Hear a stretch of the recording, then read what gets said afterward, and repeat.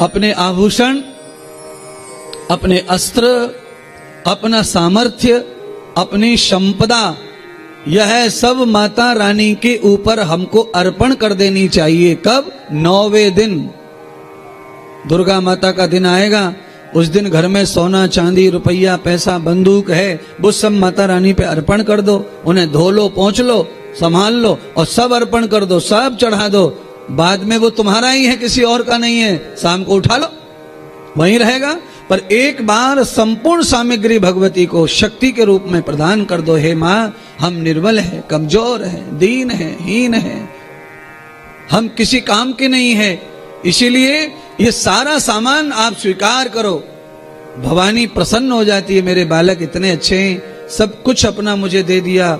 उसके बाद उनके रूप में इतनी शक्ति आ जाती है कि फिर वो आपको किसी भी कोने में सुरक्षित ही सुरक्षित रखती हैं। फिर आपके सारे काम वही करती हैं।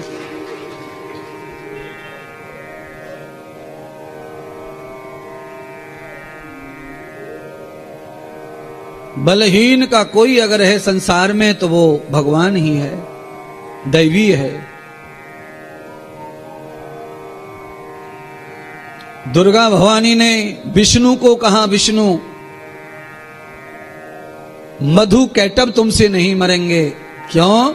उसका कारण है। क्या कारण है? तो कहा मधु कैटब तुम्हारे ही पुत्र हैं, कैसे मारोगे? अर्थात भगवान नारायण ही पालन करता है, ब्रह्मा ही उत्पन्न करता है, राक्षस हो चाहे मनुष्य हो चाहे देवता हो। मधु कैटव नारायण के ही शरीर से प्रकट हुए तो भवानी ने कहा ये तो तुम्हारी देन है, ये तुम्हारे ही आतंकी है और कोई नहीं है। ये है? आपके घर में भी कोई कोई बच्चा गुंडा लफंगा हो जाता है तो फिर वो आपको ही तकलीफ देने लग जाता है। आप फिर इधर उधर उपाय ढूंढते फिरते हैं, तो वो उपाय बताने वाले तो उपाय बताते हैं, पर मेरे पास कोई आता है तो मैं उपाय बताता हूं, पर मैं पहले उसको सच्चाई का दर्शन भी कराता हूं। मैं ये कहता हूं ये तकलीफ जो तुम्हें दे रहे हैं बच्चे, इस समय तुम परेशान हो बच्चों से, इनके सबके गुरु तुम ही हो। तुमने ही बचपन में लाड़ लाड़ में इनको सारे दुष्ट बना दिया है, राक्षस बना दिया है। अब उनके पंख निकले आए हैं तो वो चोंच मार रहे हैं सब में। तो दुर्गा माता ने वही कहा जो इंद्रदेव कहता है, हे विष्णु ये सब तुम्हारे ही हैं, तुमने ध्यान नहीं दिया, तुम तो आराम में चलेंगे, प्रलय हो गया, काम खत्म तो सो जाओ। और सोने के बाद में जो जो चीजें होती हैं उसका परिणाम अच्छा नहीं होता है। हे भवानी, हे जगदम्बा, कृपा करो, कैसे इन दुष्टों को समाप्त किया जाए। तो कहा देखो इन्होंने मेरा ध्यान किया है और ध्यान में इन्होंने वरदान प्राप्त कर लिया है कि जब तक प्रकृति में जल ही जल है तब तक इनका मरण नहीं है। इनको अगर मारना है तो ये सूक्ष्म स्थान पर मरेंगे जहां जल ना हो, अर्थात सूखी पृथ्वी पर। तो भगवान विष्णु ने कहा हे मां माया, ये सूखी धरती कैसे आएगी? अभी तो प्रलय हुआ है, धरती जलमग्न है, कहां से लाएंगे धरती, कैसे आएगी? कृपा करो। तो भवानी जगदम्बा ने मोहिनी रूप धारण कर लिया। वो जानती थी कि ये दोनों राक्षस कामी हैं, तो मोहिनी रूप धारण कर लिया।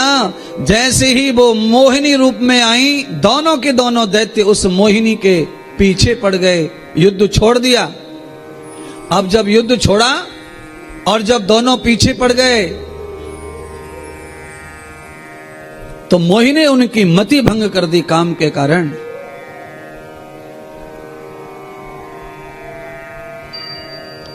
मधु और कैटब का मति भंग हो गई, काम उत्पन्न हो गया, वासना ने उनको शरीर को घेर लिया। मोहिनी दर्शन कराती रही। तब मोहिनी ने कहा विष्णु अब तुम इनसे युद्ध करो।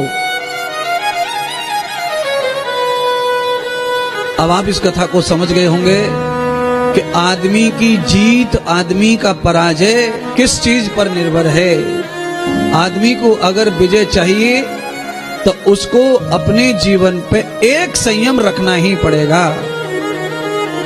आज वरदान प्राप्त मधु कैटभ काम के अधीन हो गए। महामाया ने रूप बदलकर उन्हें मोहित कर लिया।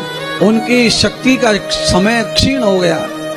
उनके विचारों में जो भी पावर था वो कम होने लगा। तभी भगवान विष्णु ने कहा कि अब मैं तुम्हें जीवित नहीं छोड़ूंगा। तो उधर से उत्तर क्या आया?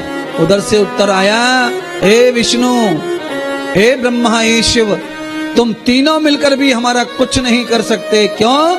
क्योंकि जब तक समुद्र है, पृथ्वी नीचे है, हमारी मृत्यु नहीं होगी। इसीलिए तुम्हारे चीखने चिल्लाने से कुछ नहीं होता है। पर हे विष्णु, अगर तुम चाहते हो कि तुम प्राण अंत हो जाए तुम्हारा, तो सामने आओ। और तुम चाहते हो कि प्राण दान हो जाए, तो हाँ, जा मांग ले वरदान, हम तुम्हें वरदान देंगे। राक्षस इतने अज्ञानी हो गए कि भगवान को वरदान देने के लिए चिक्कार मारने लगे। अब आप कल्पना कर लो, उल्टा गंगा क्या होती है? वरदान। कई घरों में माता पिता बहू से वरदान मांग रहे हैं, बहू वरदान दे दे, हे बेटा वरदान दे दे। विष्णु भगवान ने निश्चय कर लिया, योग माया की तरफ देखा, उन्होंने इशारा कर दिया, वरदान मांग लो। तो क्या? तो भगवान विष्णु ने कहा, अगर ऐसे दाता हो तो 3 वचन भर लो। तुम्हारा क्या भरोसा है, तुम झूठे पड़ जाओ। मधु कैटभ ने 3 वचन भर लिए अहंकार में, तू जो मांगेगा विष्णु वही देंगे, वही देंगे, वही देंगे। विष्णु भगवान ने वरदान में कहा कि तुमने वचन दिया है तो मेरे हाथों से मृत्यु स्वीकार कर लो। दोनों ने कह दिया, हाँ स्वीकार। घमंड में, घमंड किस बात का था? न धरती आएगी और ना वचन पूरा होगा। कह दिया, हाँ दिया वचन, हम तेरे हाथों से ही मृत्यु स्वीकार करते हैं, ले मार दे। आ गए, अपने आप चल के आए। गीदड़ की मौत आती है तो वो किधर जावे? विनाश काले, लो जी, विनाश काले विपरीत बुद्धि।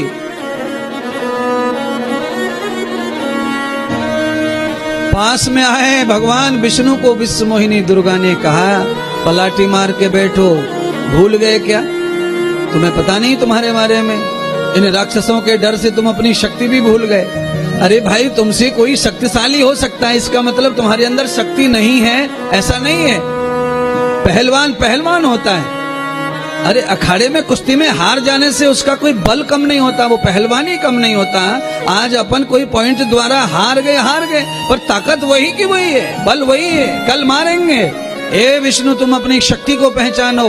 तुम वो हो कि तुमने एक पंजा रख दिया था पैर का, धरती पूरी समाप्त हो गई थी। तुम्हारा विकराल शरीर है, अपने शरीर का आकार बढ़ाओ। भगवान विष्णु ने अपने शरीर को विशालतम बना दिया और भगवान विष्णु की जंघा में भगवती माता पृथ्वी को प्रवेश करा दिया। दुर्गा माता ने जांग पर पृथ्वी आ गई महाराज। और जैसे ही जांग पर पृथ्वी आई तो भैया पृथ्वी तो ऊपर आ गई। दोनों ने सिर रख दिया और भगवान के तलवार से मधु और कैटभ दोनों का आज अंत हो गया। और भवानी माता दुर्गा की जय जयकार होने लग गई। आगंतव्यम तदान पुरुषम पुरुषस्य योग धीमहि।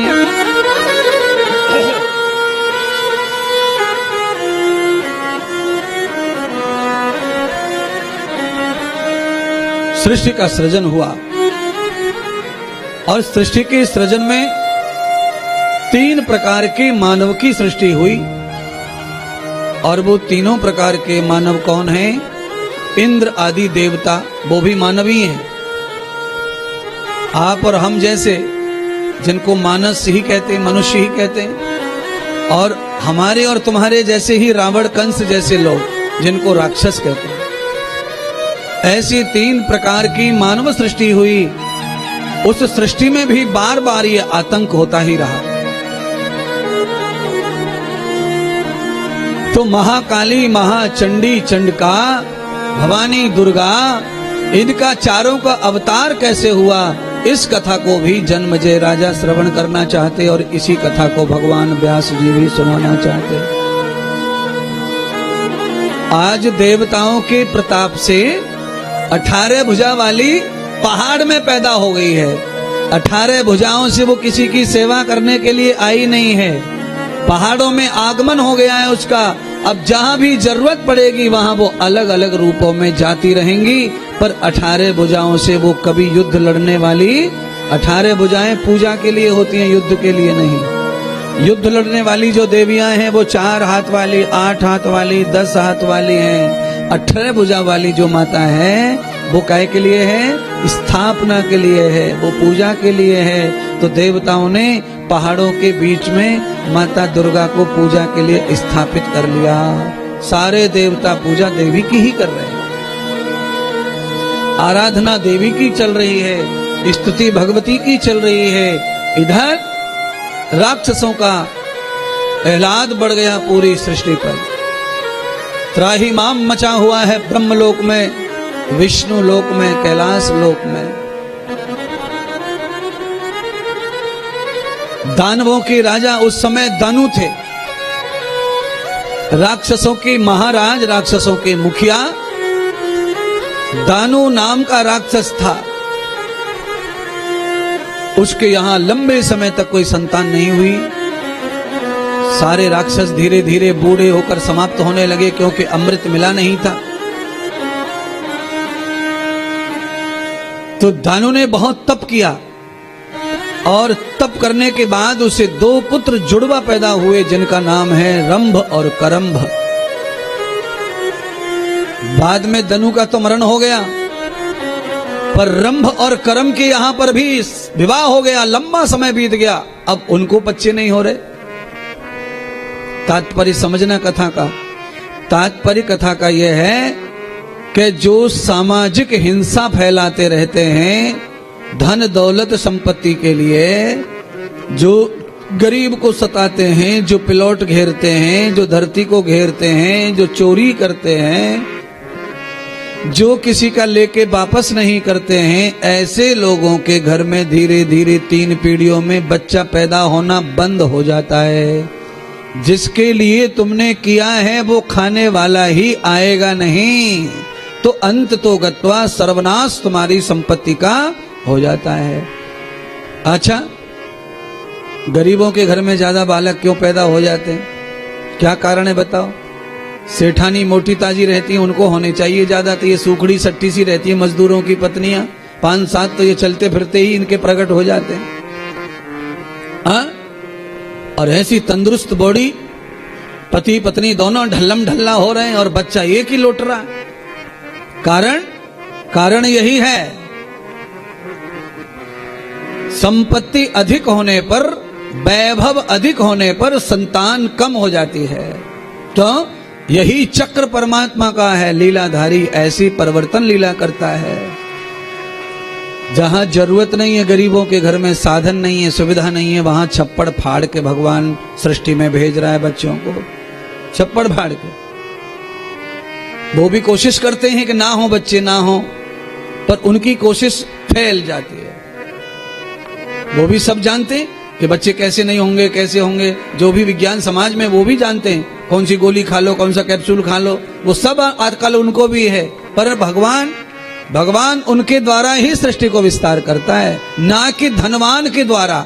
आप सब इतिहास उठाओ, सारे पुराण उठाओ, पता चल जाएगा। एक भी राजा महाराजा धनवान दुनिया में हुआ है और उसको अगर संतान ज्यादा हुई है तो उसने आतंक मचाया है और अधर्म का ही साथ दिया है और उसका नाश हुआ है। आप चाहे रावण का देख लो, चाहे गंधारी का देख लो, धृतराष्ट्र का देख लो, और कोई तुम्हारी नजर में हो उसका देख लो।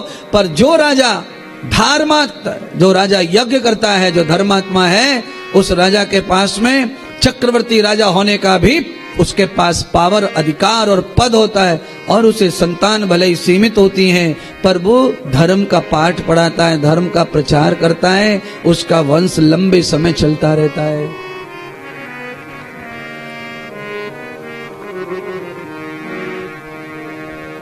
पांडवों के वंश के लोग आज भी हैं महाराज, पांडवों के वंश के गांव भी आज। क्या करेंगे फिर आप? इसीलिए कथाएं सुनने का मतलब, कथाएं सुनाने का मतलब है कि इन कथाओं से अपने जीवन पर परिवर्तन, सुधार होना चाहिए। देखिए, अपन जिसके लिए कमा रहे हैं वो रहने तो चाहिए ना। ये तो पक्का है कि आप जितना कमा रहे हैं, जितना आपके पास है, वो आप न पानी में लगा रहे हैं, प्याऊ खोल रहे हैं, न भंडारे में लगा रहे हैं, भोजन करवा रहे हैं, न आप गरीबों के लिए कॉलोनी बनवा रहे हैं। ये तो पक्की बात है, ये सब नहीं आपके पास है। आप थोड़ा बहुत हमारे जैसे चीखते चिल्लाते रात दिन तो थोड़ा बहुत आप दान कर देते हैं, अपने लिए पोथी पुराण कुछ कर लेते हैं, छोटा मोटा अनुष्ठान कर लेते हैं। पर पांडाल में आधे लोग ऐसे बैठे जो अपनी अपनी अकेली अकेली कथा कर सकते हैं, इतना तो ऐसे ही पड़ा हुआ है कोने कांथड़े में। पर नहीं होगा, चिंतन है पर वो नहीं होगा।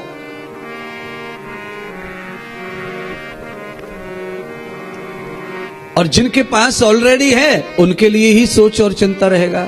ये माया का रूप है, यही चिंतन सबका है।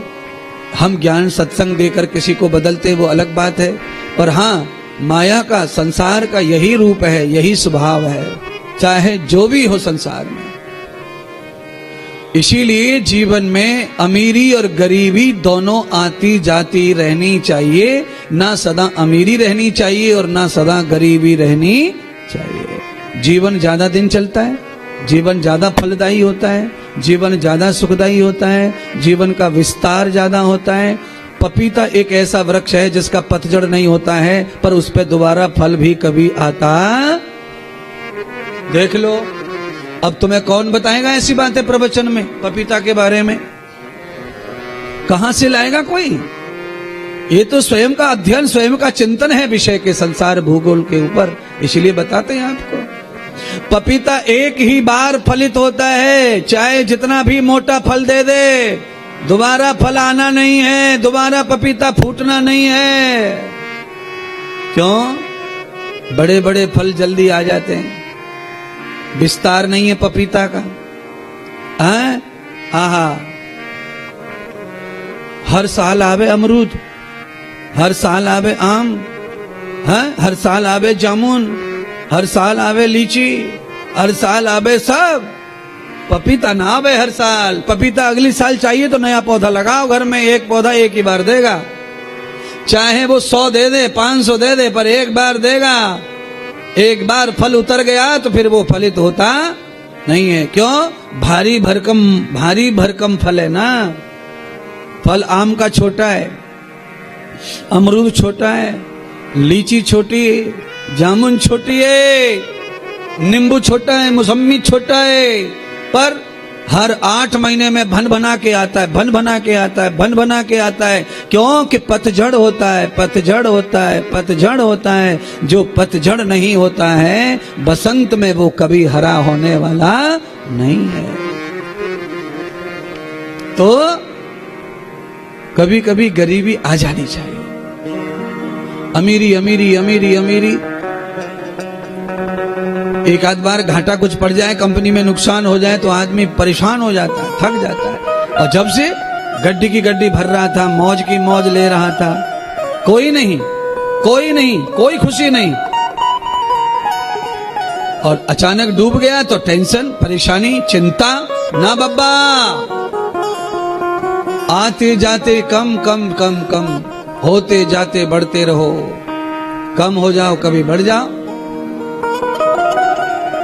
हाँ, कभी अकड़ जाओ, कभी झुक जाओ, दोनों होना चाहिए। हमेशा अकड़ना, हमेशा अकड़ना मुर्दे की पहचान, और कभी अकड़ जाए, कभी झुक जाए, ये जीवंत की पहचान है, जीवंत की। जिनको जीवंत का मतलब है, जिनको बोध है, ज्ञान है, कहाँ अकड़ना चाहिए, कहाँ झुकना चाहिए, कहाँ लेट के दंडवत करना है, कहाँ देखना भी नहीं दंडवत को। ये चेतन व्यक्ति का जीवन है, जागृत व्यक्ति का जीवन है। तो झुक झुक के जीवन जी करके, केवल नहीं, जहां चाहिए वहां आप अकड़ो, जहां चाहिए वहां झुको। इस तरह का जो जीवन है, ये विवेकपूर्ण जीवन है। ऐसे जीवन से हमेशा आदमी हरा भरा प्रसन्न बना रहता है। ऐसे जीवन में एक फार फल नहीं, अनेक बार फल आते हैं।